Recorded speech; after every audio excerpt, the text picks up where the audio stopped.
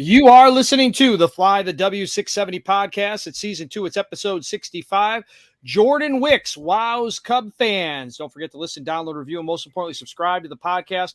Follow us on the socials, Fly the W670 on Twitter, Instagram, and Fly the W on Facebook, or email us at flythew670@gmail.com. Crawly, happy Sunday, and the Cubs did what they needed to do out in Pittsburgh.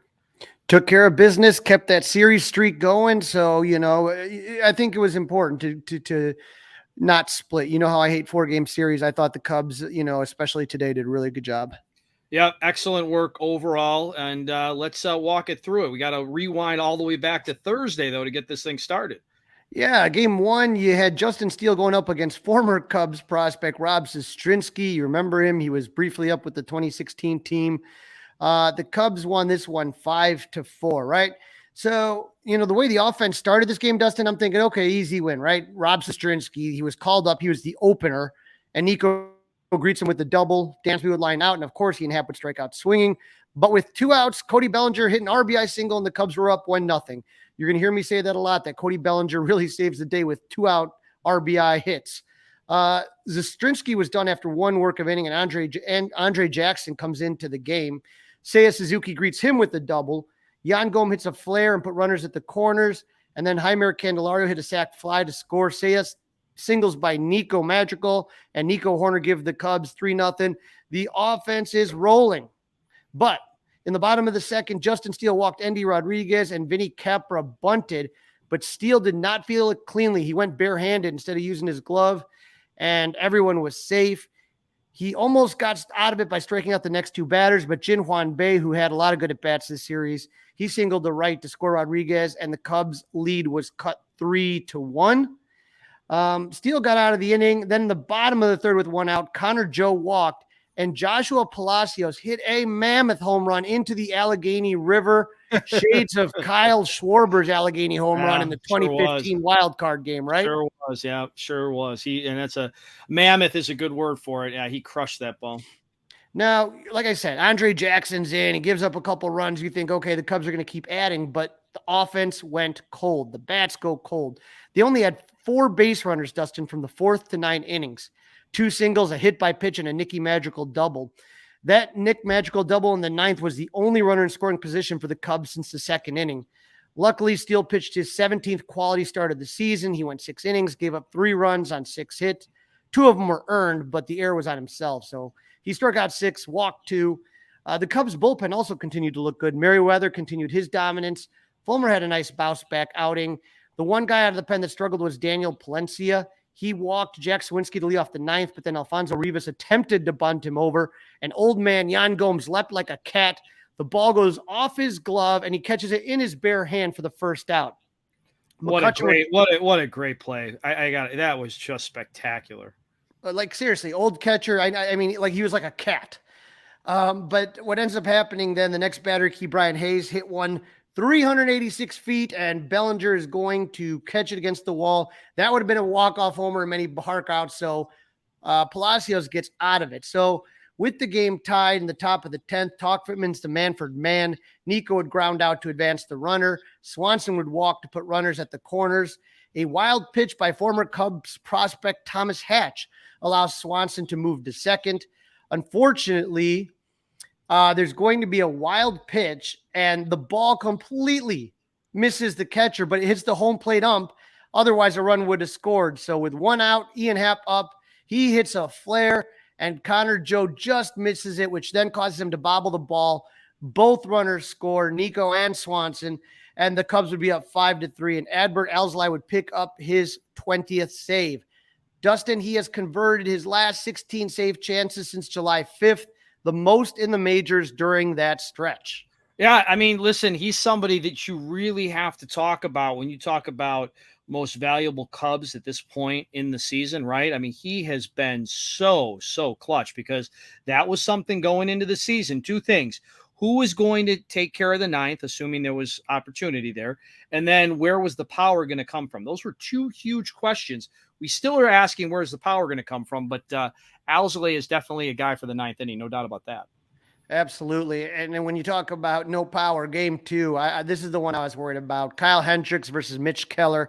The Ugh. Cubs lose this one 2-1. So here's the thing. Here's what we know about Hendricks at this point. He's a guy who's going to give you 6 innings, and he'll give up maybe 3 runs, 2 runs, whatever. And he usually struggles in the beginning of the game. All of that happened exactly. In the first inning, Ke'Bryan Hayes singled, followed by a Brian Reynolds doubles to put runners on second and third. McCutchen grounded out to advance the runners, and the Pirates were up 1-0. Then Joshua Palacios hit one to Nico, who went home with the throw, but Reynolds was safe to make it 2-0 Buccos. Hendricks was able to kind of get out of it, and then he was fine. He was able to go 5.2 innings pitched, gave up 2 runs on 6 hits, 4 Ks, and 1 walk. The bullpen didn't give up any runs. Jose Cuas looked okay after struggling a whole bunch lately, but he gave up 1 hit and 1 walk. My guess is he'll be optioned to Iowa shortly. He just got to get that control down. And then Drew Smiley also pitched a scoreless inning of relief, striking out 1 and giving up no hits or walks. But unfortunately, Mitch Keller was that good. He went 8 innings. He gave up 4 hits, no runs, 1 walk, and 6 Ks. Seiya Suzuki had 2 of those 4 hits. Magical had 1, and Ian Happ had 1. Everyone else was hitless. Ian added 1 more hit to his total, a solo home run off Pirates closer David Bednar to pull the Cubs within 2-1, make it interesting. The next batter, Cody Bellinger, was called safe on a close play, which the Pirates challenged and overturned, and Cody was out, and the Cubs would do nothing else. But that challenge play took over 5 minutes, Dustin. That has to stop. It's got to be quicker than that. But the right call was made. It didn't go the Cubs' way, but I'm glad it's there. I mean, it was close. It was really, really close. And now they called him safe originally, right? Right. So they had to reverse it to out, and I think that's why it took a little bit more time, because they wanted to make sure that they had gotten it right. But that game, boy, as fun as Thursday was, Friday was just oof, boy. Thank God for Saturday and Sunday, Crawly. Yeah, it was like I said, Keller's a good pitcher, and he showed it, and that was a tough game. And I was getting worried because the Cubs didn't have much offense Thursday night after they scored early. They did win that one with the extra man, and then all of a sudden they were cold this game. So that's like a game and a half that they were cold. And so I was worried about the bats, but I didn't really have to worry because game 3, Cubs scored a lot of run. But what was more exciting than that, Dustin, is that Justin Wicks was promoted to the big club. It's something we talked about with Alex Cohen in the last episode. He was the guest, and he said, you'll see Jordan Wicks real soon. It literally was the next day that it was announced that Jordan Wicks would be coming up. He would pitch today, game 3 on Saturday, and that would move Javier Assad and give him an extra day of rest on Sunday. You know what was funny, Dustin, is on the last episode of Fly the W, we played a clip with and I was pretty upset about it with David Ross saying, we got to give him another shot. He's just getting used to it. On Monday, right? Or I mean, not on Monday, on Thursday, Jed Hoyer is talking to the media. And you can just see Jed Hoyer was having none of that. This is what Jed Hoyer had to say about Drew Smiley when the Cubs arrived in Pittsburgh on Thursday. I think at this point he's likely to be pitching out of the bullpen for a bit. He's been great for us early in the season. Last year in August, he was amazing. He struggled the last couple of months, and obviously I think we have to get him on track while also winning games. So I think that's the plan right now is to put him in the bullpen, and we'll figure out who's going to make starts going forward. Yeah. So Ross said, we're going to give him another start. Jed Hoyer comes out on Thursday and says, no, done with Not so fast, my friend, right? Yeah. No, not so fast, my friend. Yeah, just a side note, Jed Hoyer, 9 a.m. on Monday with Mully and Paul. Good one. All right. Ask him when PCA is coming up, please. But before the game, right, we find out that 2021 first-round pick, Jordan Wicks, making his starts. How's he going to do? Is the offense going to respond? Who knows? On the second pitch of the game, Jordan Wicks gives up a home run to Keebryan Hayes. Then he gives up a single to Brian Reynolds and walks and a hard single. I mean, that was a hard hit ball. He barreled that one. And so now you're taking a look here. The first 3 batters, reach 2 on, no out, 1 run in. But the pitcher whisperer, Tommy Hotovy, comes out to have a conversation with Wicks. He would then strike out the next 3 batters he faced. In fact, Wicks would set down the next 15 batters he faced after the McCutchen walk. He would go 5 innings and give up 1 run on 2 hits, all in the first inning. Struck out 9 batters and walked only 1, also in the first inning. Yeah, he was spectacular. I mean, they said in the broadcast, the national broadcast, so on Fox, they had made the comment that this was the most anticipated Cubs debut in 21 years since. They say Mark Pryor. Mark Pryor. Very good, Crawly. I knew you would get it. Yep. And so the offense definitely answered the bell, down 1-0 in the third. The Pirates brought in Osvaldo Bito. They really used a lot of openers this season. Or during the series, the Pirates did. And the Cubs loaded the bases with 1 out when Bito walked Dansby Swanson to tie the game. And then he walks the next batter, Ian Happ, to give the Cubs a 2-1 lead. So he walked in 2 runs. Cody Bellinger would ground out. That would drive in another run, and the Cubs were up 3-0. But then the Cubs would add 5 runs to their lead with 1 out. Tauchman would single. Swanson would walk. And Ian Happ would double to score 2 runs to make it 5-1. Cody Bellinger would hit an RBI single. Seiya would hit an RBI triple, and Heimer Candelario hit an RBI single to make it 8-1. All is good, right, Dustin? Nothing can go wrong. Right. Hayden Wesniewski comes out of the pen in the 6th. He got 3 easy outs, no problem. So far, so good.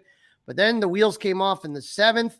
Connor Joe singled, and Wisniewski got Edney Rodriguez to fly out. Joshua Palacios singled, putting runners at the corners.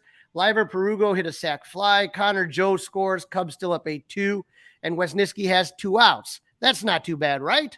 Well, we're still going here, right? The Pirates are not done. Hayden gave up a walk, single. His night's over. Leiter comes in. He gives up a ground rule double to Brian Reynolds, and the Pirate made it 8-6. So now we got a ball game. Hayden went 1.2 innings. He gave up 5 runs on 4 hits, 1 walk, and 1 K. So, I mean, just frustrating because, you had this big lead. You let it slip away. Not only that, in the top of the 9th, Seiya Suzuki hits a clutch 2-out double to score 2 more runs, give the Cubs a little breathing room, a 10-6 lead. But then Daniel Palencios comes in, and he walked 2 guys. He got 2 other guys out, but Ross was just not having any of it. He grabbed Alzolay to get the final out. Cubs win 10-6. But you're thinking, Dustin, in this game, 8-1 lead, you can let guys rest, right? This should be no problem. And he was forced to use Leiter for 1.1 innings, use Alzolay for the out instead of giving him rest. Were you surprised, Dustin, that Ross went to Alzolay with 2 outs? I was surprised, but obviously he wanted that win. He didn't want anything. He didn't want anything to go wrong, and he had to go to his guy. He had to. I don't disagree with it. Was I surprised? Sure. I didn't think he was going to have to get up that day, but sometimes I think it was the right move. So the offense had 10 runs on 10 hits. Happ was 1 for 3 with 3 RBIs. Bellinger 2 for 4 with 2 RBIs. Seiya 2 for 5 with 3 RBIs. Team was 5 for 9, Dustin, with runners in scoring position. But that'll win you games. That'll win you games. Yes, sir. And the story of the night was Jordan Wicks. The kid made the record books with this outing. He became the first Cub to win his major league debut as a starter since Ryan O'Malley, August 16th, 2006 in Houston. Wick tallied 9 strikeouts, becoming the 4th Cub since 1901. Thomas Diamond had 10, Mark Pryor had 10, and Dutch Rutherford had 9 to record at least 9 strikeouts in their debut. Elias notes that Wicks became the first Cubs pitcher to record at least 5 straight strikeouts in his MLB debut in the live ball era since 1920. Wicks became the Cubs' first starting pitcher since Thomas Diamond versus Milwaukee, August 3rd, 2010, to tally 3 strikeouts in the first inning of his debut. And Wicks became the first Cubs pitcher chosen in the first round of the MLB draft to start his debut since Mark Pryor in 2002. Dustin, I was at Pryor's debut also against the Pirates in 2002, and it was absolutely an amazing, electrifying atmosphere. I don't think Jordan Wicks, to compare him to Mark Pryor, I know that's what national broadcasts do, is they pump. No, they weren't trying to compare him to Mark Pryor. They were comparing it. It was the most anticipated debut since Mark Pryor. Yeah, maybe, I guess. I don't know. I wouldn't think as much, man. That Pryor, the anticipation for Pryor was like he was the chosen one. Was the guy. Jordan Wicks, we all know he's a very good pitcher, but if Ben Brown I still don't think they were comparing him. I think they're saying since that one, this is the best one since that one. Okay. That's what they were going for. This was also funny, I thought, because Elias also pointed out that he was the first Cubs pitcher in the expansion era to retire at least 15 straight batters in his major league debut. He beat out Hayden Wesniewski, who retired 11 straight when he made his debut last year. I was at that game, and it was funny because Wesniewski did so bad in this game. Yeah, he wasn't sharp. And I felt really great. He had a good first inning, right? Mm-hmm. And we talked about that in the last podcast, him getting up and getting down, right? Is that a thing? So it has worked. It hasn't worked. We'll see what's next for Hayden Wesniewski. But that takes us into Sunday's game, Crawly. Game number 4, Javier Assad working on extra days rest. Yep, and it certainly helped him. The offense picked up where it left off against Bailey Falter. Nico led off the game with a double. He scored on a Cody Bellinger single to put the Cubs up 1-0. They added 2 more in the 4th when Heimer Candelario hit a home run to make it 3-1. Seiya Suzuki along for the ride on the homer. In the 5th with 1 out, Nico and Dansby both singled, Happ lined out, but Cody Bellinger continues his 2-out magic with a double to make it 5-1. Seiya is going to follow that up with a double to score Bellinger to make it 6-1.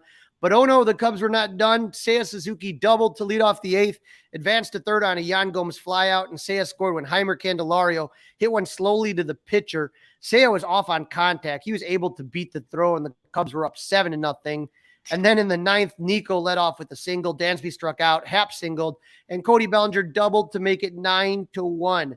Seiya walked, Gomes grounded out to round out the scoring to make it 10-1.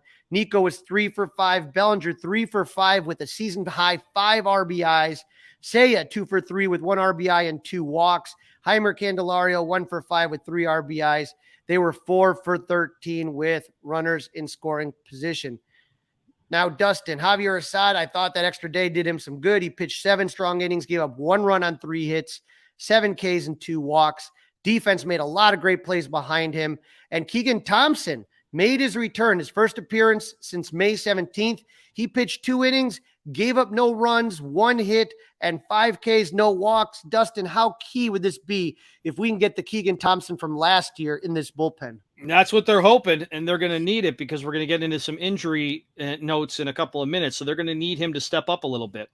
Yeah, but, the Cubs finished this stretch of 12 games against sub-500 teams. They went 8-4, which most of the time would be great, but Milwaukee just doesn't lose. So what have they won 8 in a row now? The Brewers? 8 in a row, and now the Cubs have a stretch of games against opponents that are all in the postseason race. The Cubs play 14 games against Milwaukee, Cincinnati, St. Louis, and Arizona. So, the easy teams are done. Now you're going to have to play these guys, and every one of these games are going to have a huge impact on the Cubs' postseason chances because, again, you lose to Cincinnati or you lose to San Francisco, you could easily drop out of the wild card standing. So that's brutal. So, Dustin, we are down to 32 games left in this season. We have now entered the sprint part of the season, so we got to hold our breaths here. Yeah, as you like to point out on social media, what does Pat like to say? Fasten those seatbelts. Fasten those seatbelts. It is going to get really, really interesting. But that, you know what? That's the good news, right? The good news is that they've got games that matter, and we're into the end of August. Next week at this time, we'll be celebrating the Labor Day holiday. So it's great that the Cubs still matter as far as games being played on the field. It's awesome, awesome news. This is the Fly the W670 podcast. It's episode 65 of season 2. Jordan Wicks wows Cub fans. Don't forget to listen, download, review, and subscribe to the Fly the W podcast. And in this segment, Crawly interviews former Brewers pitcher and host of the Brewers pre- and post-game show, Tim Dillard, to talk about the red-hot Milwaukee Brewers. Joining me now on the Fly the W podcast, former MLB pitcher. You can see him on the Brewers pre- and post-game show. He is, in fact, live from the airport in Milwaukee. Tim Dillard, how you doing, bud? I'm good. MKE, yeah, just finished up a series sweep with the Padres. Brewers on a 8 games winning streak, and I'm on my way flying home to Nashville. So you caught me at a good time. You got to. I'm sitting here and I'm watching here, and you're taking a look. The Padres are beating you guys pretty good today, and I'm actually in Wisconsin myself right now. And my neighbor comes over, the Brewers, the Brewers are done. This game's over. They're not going to win it. They scored 7 runs in the 6th inning. That's 8 wins in a row. What is it about this team right now? Well, I think they were relying heavily on just a couple of guys, and they had guys that got hot for a month, and they got guys that got hot for a week. But now you're starting to see a lot of guys, getting on base, whether it's a walk or just a base hit. And it's not just one or two guys. It's like 6 or 8. In the case today, I think they had 6 guys reach base twice.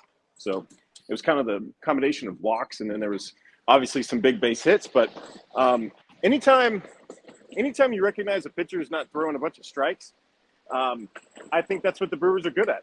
I think they've been grinding out at bats and making pitchers work, because I was a pitcher, and that bothers me. But if it's only one guy in the lineup doing that, I could care less. But when you got 7 to 9 guys that are making a pitcher work like that, it gets a starter running into baggage claim. Yeah, and so I'm taking a look here, and the Brewers did not stand pat at the trade line. They decided to make some moves. Carlos Santana, Mark Canha, and old friend of the Cubs, Andrew Chafin. Tell me what those guys have brought to the team since the last time the Cubs played the Brewers in July. Well, I think early on everybody was like, "Are you kidding me? We want Ohtani," right? That's it's not going to be good enough. Whatever the people think about a trade.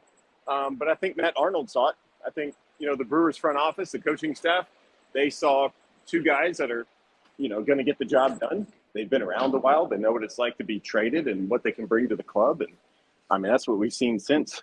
I mean, they just put up good at bats, and I don't know. They've gotten really hot because I think they bought into the system of seeing a bunch of pitches, make adjustments on the starter, and then dominate the starter and get in that bullpen. Now, when we talked earlier in the year, it was one of those things about Christian Yelich, and he had been struggling last year, and you didn't know what you were going to get out of him, former MVP. And, I'm not saying he's an MVP this year, but he has really had a good bounce back season. What do you think it is that's kind of turned Yelich's fortunes around here? Well, I think he's on the All-Star snub revenge tour is what I think. I think he should have been an All-Star. I think everybody knew it, and he wasn't. And I think that bothers him, and it should. He probably didn't care as much as others, but I don't know. He's been playing really good. I think it's just he's healthy, honestly. You look at the games he's been in, he's almost in every single game. Usually he gets the day game, the Sunday game, and maybe Wednesday as a DH day, but he's been healthy, and I think that's key. And he kind of got away from the big leg kick, started toe tap, so he's on time a little bit more. And I mean, after that, it's just he's always had a good eye. We know that. So now it's about finding your pitch. So he's not late on fastball anymore. He's using all fields like he used to. He's just a dangerous at bat because if you don't pitch at him, he'll walk on you. He just scored his 91st run today, so that's pretty good. Oh, absolutely. And a trade from last year that you made that seems to really be working out. We know him well from his brother Wilson Contreras, but you guys got William Contreras, and not only can he hit like his brother, from what I've seen, it looks like he's a better pitch framer than his brother. That's what they keep saying. Who knows? I know they have all the computers that do this stuff, but the Brewers know how to develop pitchers. They know how to develop catchers. That's just kind of part of their game. And they've been doing a great job at it, and they haven't stopped either. I think once he was on board with exactly how they were trying, hey, we want you to catch like this. And one thing I think it gets, kind of lost in translation. I talked to Eddie Perez with the Braves. He was my coach in winter ball years ago. And he told me, he's like, it was sad to see Contreras go, but they got Sean Murphy. And he was telling me, he's like, people think, there's a hang up about his catching.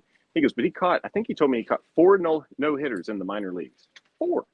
So, I mean, that's nothing to scoff at. So I think that was just kind of the headline, like, oh, he's not really good. And suddenly he is. I think he worked hard, but it was only just some small tweaks that he was able to kind of overcome. But no, he's been doing a fantastic job. Yeah, I mean, he's batting second for you guys. I mean, he's getting on base. It's just unbelievable. Doubles, now, yeah.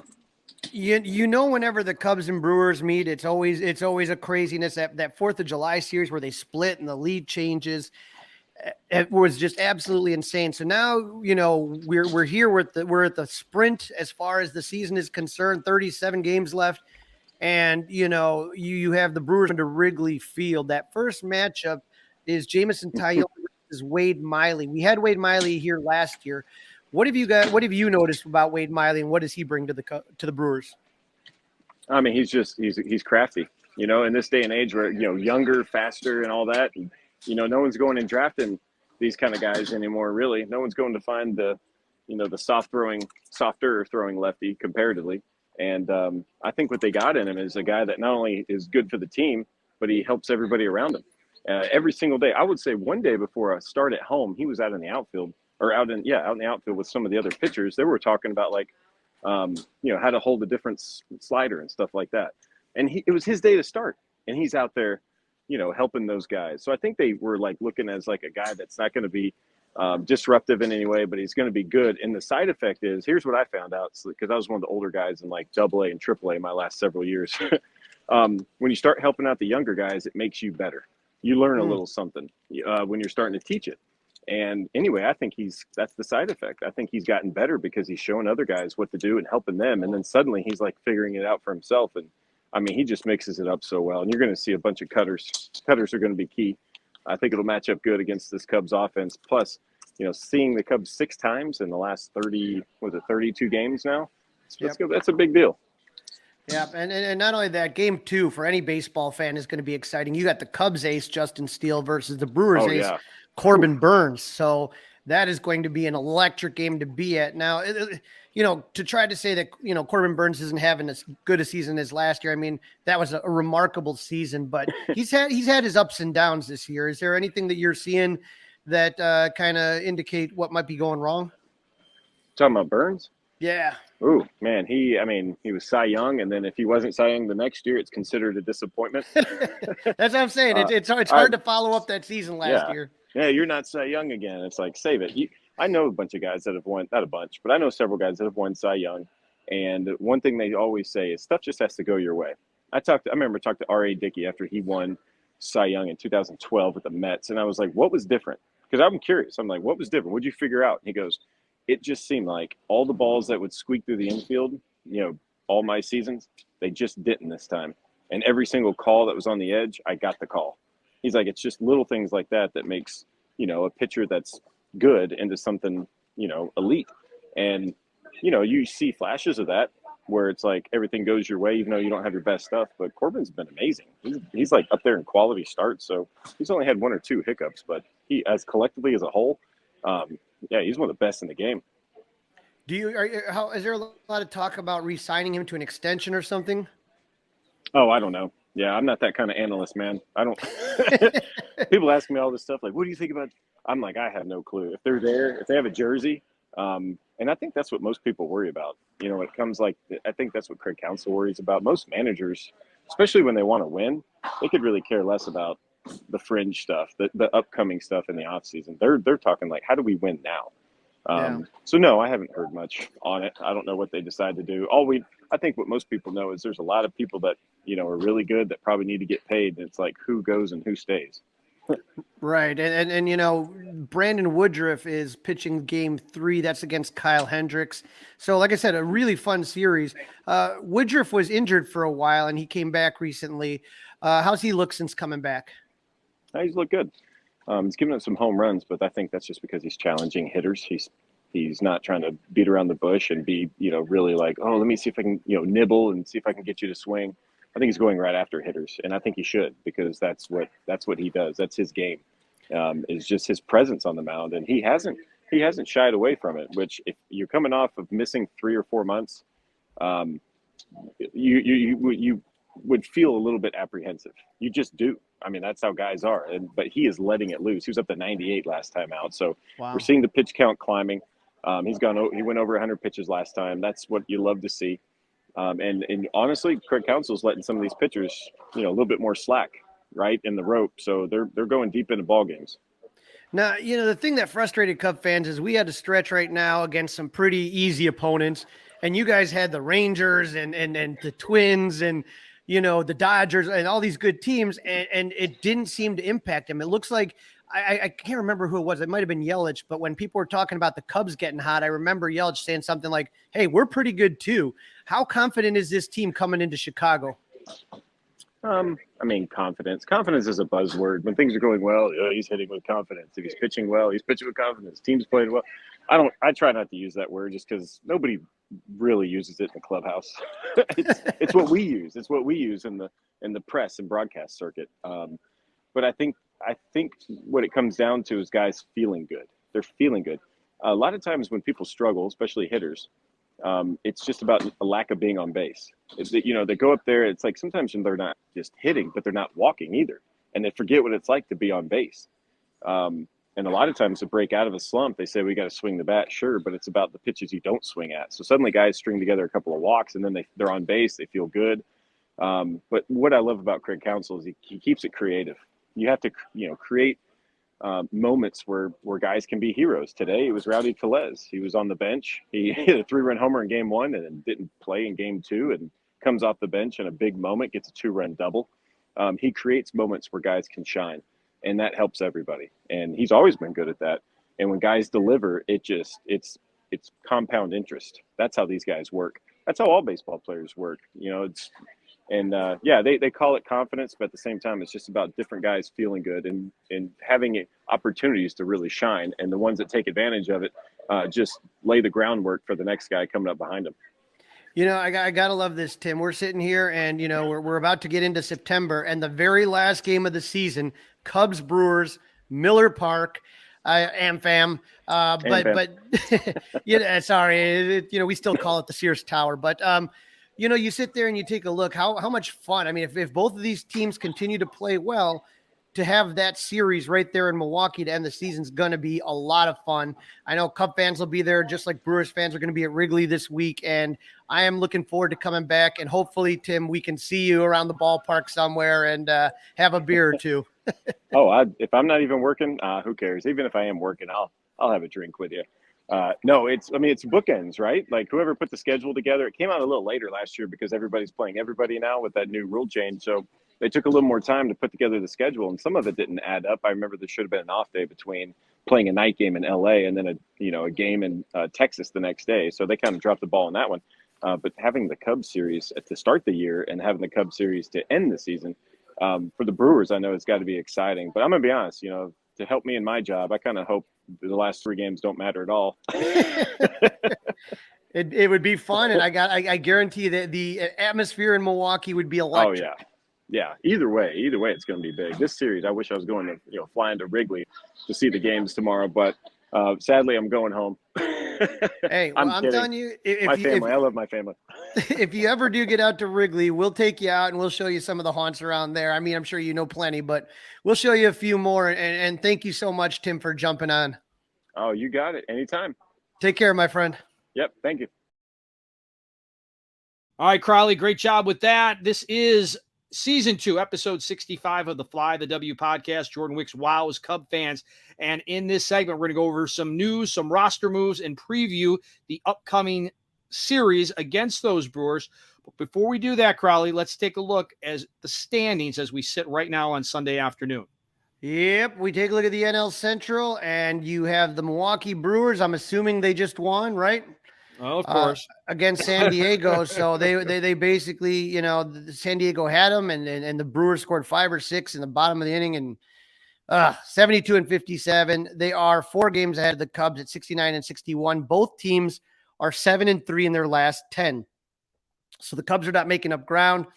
Milwaukee has to be 8-2 now. Cincinnati is 68-63. They are 5 games back. Pittsburgh 58-73. The Cubs gave them a little 2-game losing streak there.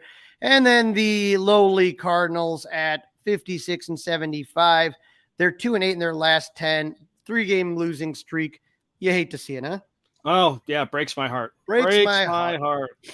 Philadelphia, first in the wild card standings at 72-58. They are up 4 games, and then the Cubs are in the second wild card spot, 69-61. They're 1 game up on Arizona for the final play, who occupy the final wild card spot at 68-62. All of those teams are doing pretty good. Philly 7-3 in their last 10, Cubs 7-3 in their last 10, and Arizona 8-2 in their last 10. So they got hot. Cincinnati 6-4. They're half a game behind Arizona. San Francisco struggling 3-7 in their last 10, 1.5 back. Also struggling the Marlins, who have lost 3 in their last 7. and they are 2.5 games back. It'll be interesting. That's all I can keep saying, Crawly. This is going to be fun. Yes, sir. The playoff race, like I said, you got 6 teams all battling. And like I said, with all the Cubs playing, like, again, the Diamondbacks 2 series, San Francisco, they're going to be playing. Cincinnati. These are like all playoff games. That's what this is going to feel like. This is going to feel like playoff baseball right now. Absolutely. Absolutely right. That is really, really cool. Super excited about the big week ahead. All right, we got a little Bob Nightingale Sunday notes we need to talk about. Yeah, this one was interesting because he was talking to Scott Boras, who is the agent of one Cody Bellinger. If you've been following along lately, Shohei Ohtani has an arm injury and he's going to require surgery. And so a lot of questions is now, would you say that Shohei is still the biggest free agent, or is it one Cody Bellinger? And you know Scott Boras, like I said, counting that money, getting ready. It was mentioned in the article that Mookie Betts was 27 years old, same age as Cody Bellinger when he hits free agent market, when he got a 12-year, $365 million extension.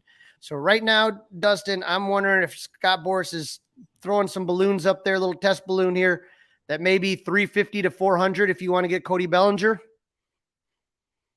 Boy, oh boy. Jeez. The numbers, Crawly, are just astronomical, right? But we've seen this Cubs offense without him in it. And the question becomes, if you were to take Cody Bellinger out of this Cubs lineup, how in the world would you replace him? Right. And the thing to kind of keep in mind, though, too, is that Mookie Betts, when he got that extension, had a huge track record that you could go back on and be like, yep, this guy is 100%. Cody Bellinger doesn't have that same track record. Has he had a phenomenal year? Absolutely. The Cubs are nowhere near the playoffs if he's not doing what he's doing. But are you willing to go 10, 12 years? I just remember the amount of people so upset when with Jason Hayward in that contract. Could you imagine if it's a 10 or 12-year contract for $300, $400 million and he regresses? I don't know. I am nervous about it. Yep, it's something to be nervous about, but kind of a good kind of nervous, if you know what I mean. Yep, I know. Yeah, I get you. It's there could be much worse things. All right, let's talk about some roster shakeups. We mentioned his name, Keegan Thompson, getting called back up. Yep, he is back. Michael Rucker was optioned back down. Again, I encourage anyone to listen to that interview we did with Alex Cohen. He talked about a lot of these young guys that could be helping out the Cubs. Everything was exactly as advertised with what Alex talked about. We talked about before the game Thursday, Jed Hoyer met with the media to say that Drew Smyly was going to be sticking in the pen. And we knew that Jordan Wicks, before the game Saturday, would be making his MLB debut, pushing Stod's start to Sunday. In a corresponding move, and Dustin, you alluded this in the first segment, Michael Fulmer was put on the 15-day IL with what's being called a right forearm strain. Yeah, he's been used a ton. He's been really good for the most part. He did look like he looked in May the other night. He had one bad outing recently, but he will be missed. So we're definitely going to need Keegan Thompson to step up to kind of fill that role, I think. Absolutely. All right, Crawly, here we go. The moment we've been waiting for. Cubs, Brewers, Wrigley Field, 3 games, Cubs entering down 4 to the Brew Crew. Oh, boy, here we go. And I will be at the game tomorrow. Wrestling night, Hulk Hogan, Clark. I am going to be excited. Hulk Hogan Bear, yeah. I'll have it for the next podcast for those of you that are subscribed to the YouTube channel, 670 The Score. But the Cubs and Brewers have played 7 times this season. They opened the year at Wrigley Field. That was the first series, and the Brewers took 2 of 3 games. And then they also played during the week of the 4th of July, and they split the 4-game series. They went 2-2. So the Cubs are 3-4 against the Brewers this season. You remember that series in July? There was a lot of league changes, a lot of back and forth, a lot of drama. I was at one of the games when they got the walk, or not the walk off, but they came back and caused Devin Williamson to have a blown save. So you know that this is going to be rocking. You know it's going to be crazy. I just wonder how much longer the Brewers can sustain being this hot. All right, they've got to come back to earth a little bit. So if anything, hopefully the Cubs are getting them at the right time when they cool off after winning 8 in a row.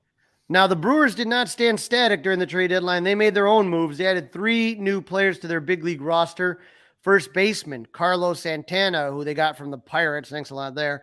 He really fits a need for them at first base. Rowdy Tellez was having a rough season.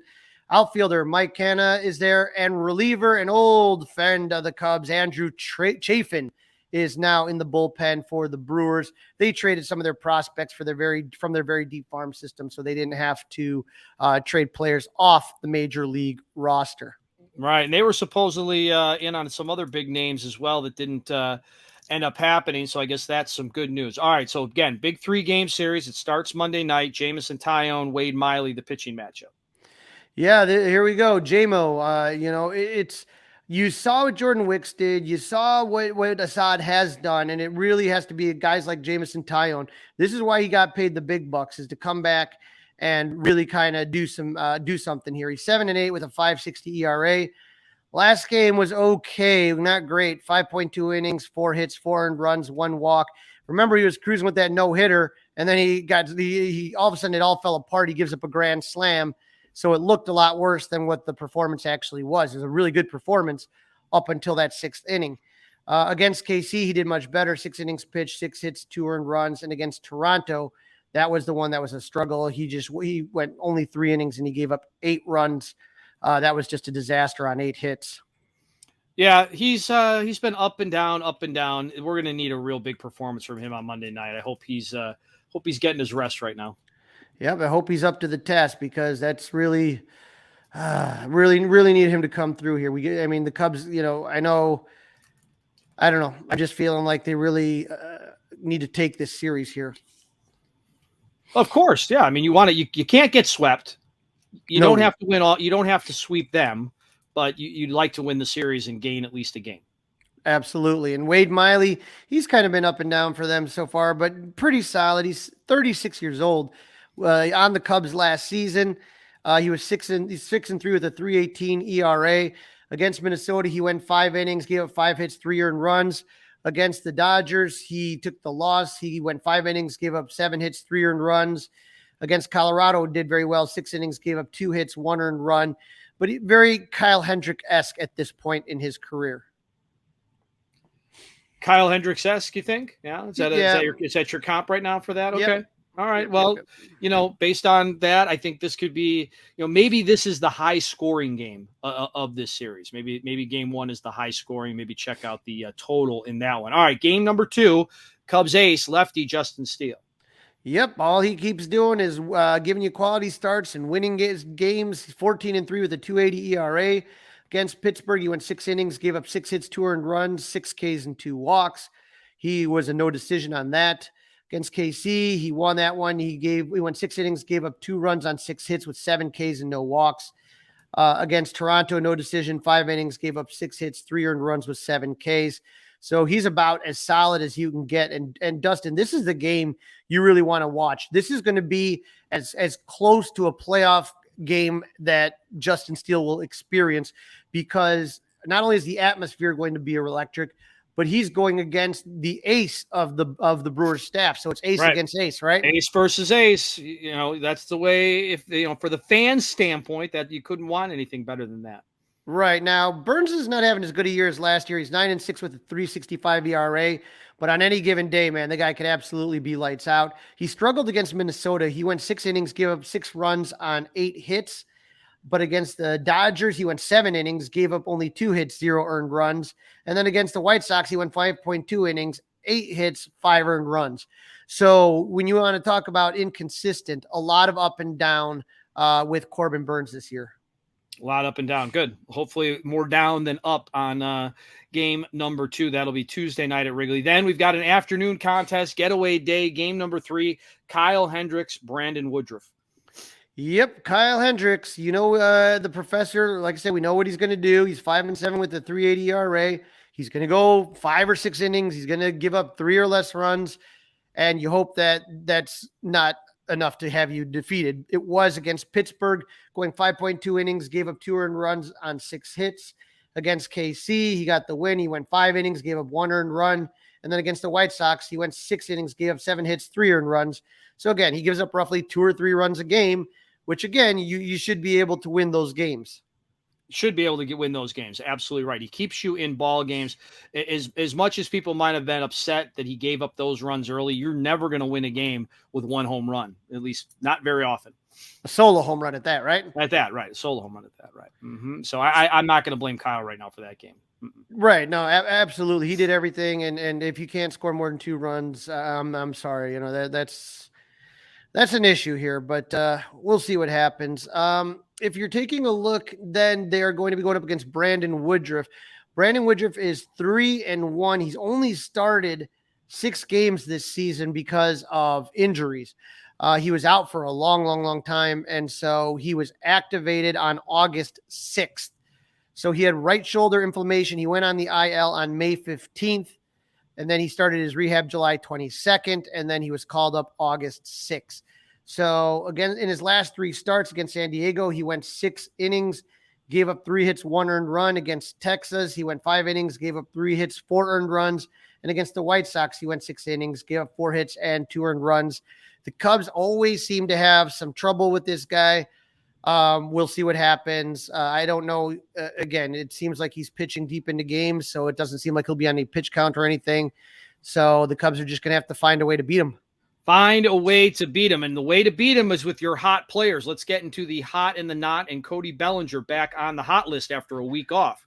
Yep, he is back. You knew it wouldn't be that long. Seiya Suzuki, though, he's been on there for a few weeks now. He has 12 hits in his last 27 at-bats, 5 doubles, 1 home run, 5 RBIs. He's slashing Dustin 444, 516, 815. He is on fire. On fire. That benching has worked wonders for him. Absolutely. And then Nick Madrigal return trip to the hot list. 8 for his last 22 with 3 RBIs. He's slashing 364, 364, 500. And as you said, Cody Bellinger, 9 for his last 31. He has 3 doubles, 11 RBIs, Dustin, slashing 290, 313, 387. So he's going back up. On the not list, Dansby Swanson, striking out too much for my liking.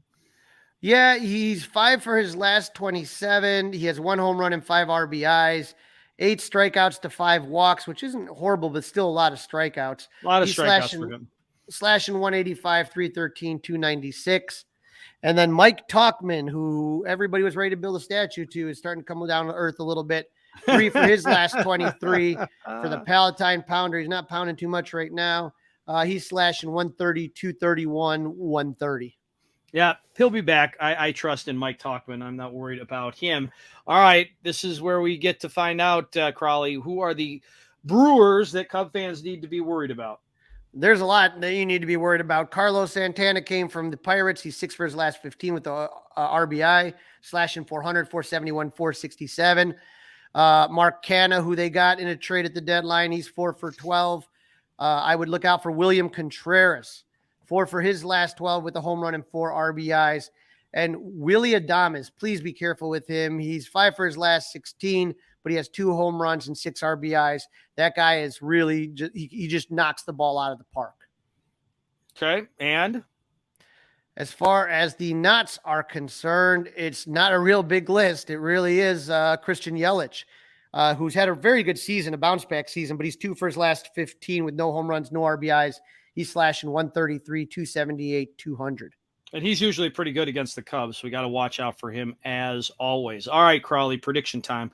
I'll go first. The Cubs are not going to get swept. The Cubs are not going to sweep, but I am going to say they are going to gain a game, so they're going to win 2 out of 3 here against the Brewers at Wrigley. I have the Brewers taking 2 out of 3. I think that I think the Tyone Miley start I don't like, and I don't like game 3. Brandon Woodruff, I think, is going to give the Cubs fits. All right, Crawly, anybody listening to this podcast hopes that I am right and you are wrong. That's a wrap. Don't forget to listen, download, review, and subscribe to the Fly the W podcast. Follow us on the socials, Fly the W on Facebook, Fly the W670 on Instagram. Email us, flythew670@gmail.com, and watch us on YouTube by subscribing to the 670 The Score YouTube channel. Crawly, enjoy the games. Follow Crawly on social on Monday night as he's going to be out at Wrigley. Absolutely. And don't forget, give us a 5-star review if you could, and a nice write-up. We love those reviews. It always makes us smile. Also, make sure that you head down to Wrigley because the Cubs need Cub fans out there cheering them on. Everybody should be cheering, Go Cubs! Hey guys, it's Crawly. Thanks for watching. If you enjoyed this video, please don't forget to give it a thumbs up and subscribe to our channel for more content like this. If you want to see more of our videos, be sure to check out our playlist and let us know what you think in the comments below. Also, don't forget to follow us on social media to stay up to date with our latest episodes. Links are in the description. Thanks again for watching, and we'll see you in the next video. Go Cubs!